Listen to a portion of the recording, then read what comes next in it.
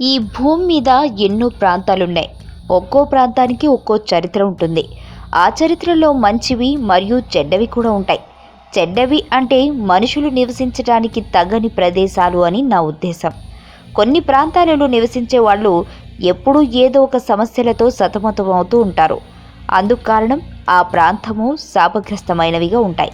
అలాంటి ప్రదేశాలలో ఒకటి కుల్ధర అనే గ్రామం. ఈ గ్రామం రాజస్థాన్ రాష్ట్రంలోని జైసాల్మీర్ పట్టణానికి దగ్గరలో ఉంది. ఒకప్పుడు 84 చిన్న చిన్న గ్రామాల సమూహంగా ఉన్న ఈ కుల్ధరలో ఇప్పుడు మనిషి అనేవాడు కనిపించడు. ఎవరైనా యాత్రికులు పగటిపూట మాత్రమే అక్కడికి వెళతారు. రాత్రి సమయాలలో అక్కడ ఎవరు పొరపాటున కూడా ఉండరు. దయ్యాలు సంచరిస్తాయి అని చెప్పబడే ఈ కుల్ధర గ్రామం నిర్మానుష్యంగా అయిపోవడానికి ఒక కారణం ఉంది అన్నది అక్కడ ప్రజలు చెబుతున్నారు.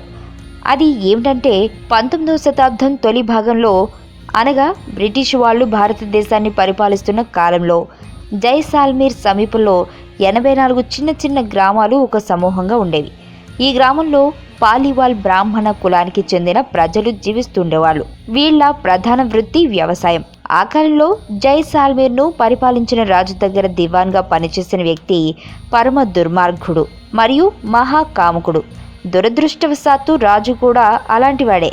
ఈ దివాన్ కుల్ధర్ ప్రాంతంలోని ప్రజల్ని రకరకాల పన్నులతో పీడించి పిప్పి చేస్తూ ఉండేవాడు. అలాంటి సమయంలో ఒక రోజున ఆ దివాన్ కుల్ధర్ ప్రాంతంలో తిరుగుతున్నప్పుడు ఒక బావి నుండి నీళ్లు తోడుతున్న ఒక అందమైన అమ్మాయి అతని కంటపడింది.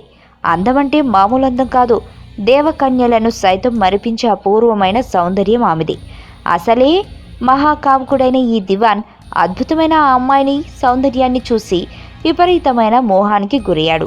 ఆమెను పొందని జన్మ వృధా అని భావించి ఆపై ఆమె ఇంటికి వెళ్ళి ఆమె తండ్రితో ఇలా అన్నాడు: నీ కుమార్తెను నాకు ఇచ్చి వివాహం చేయి. ఇందుకు నువ్వు అంగీకరించకపోతే నీ ప్రజలను అందరినీ నరక యాతనకు గురి చేస్తాను.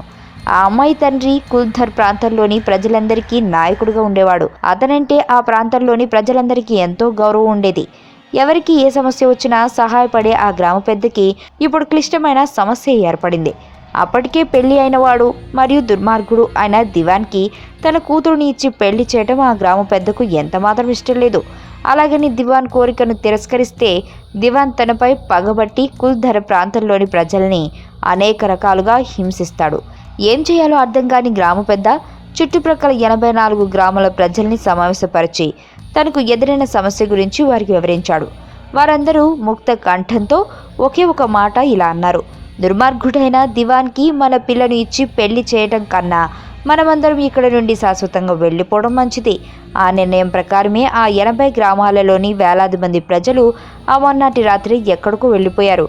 వాళ్ళు వెళ్లే ముందు ఒక మంత్రగాడి చేత కుల్ధర్ ప్రాంతాన్ని శాపగ్రస్తం చేయించారు.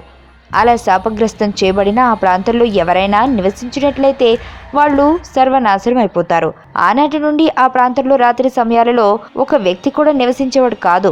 యాత్రికులు పగటిప్పుడు మాత్రమే ఆ ప్రాంతంలో తిరుగుతూ రాత్రి సమయం కాగానే అక్కడి నుండి జైసాల్మీర్ పట్టణానికి వెళ్ళిపోతారు. ఆ ప్రాంతంలో దయ్యాలు సంచరిస్తాయని ఇప్పటికీ చెప్పుకుంటూ ఉంటారు. ఆ కారణంగానే ఇప్పటికే ఆ ప్రాంతంలోని ఇళ్లన్నీ పాడుబడిపోయి ఉంటాయి.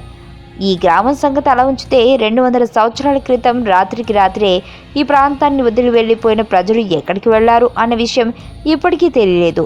కొంతమంది అభిప్రాయం ప్రకారం జోధ్పూర్ ప్రాంతంలో పాలి బ్రాహ్మణ కులస్తులు నివసిస్తున్న ప్రాంతానికి ఆ ప్రజలు వెళ్ళిపోయారని తెలుస్తుంది.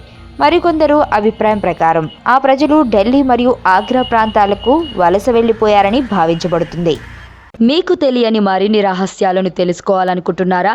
అయితే సబ్స్క్రైబ్ చేయండి రహస్యవాణి.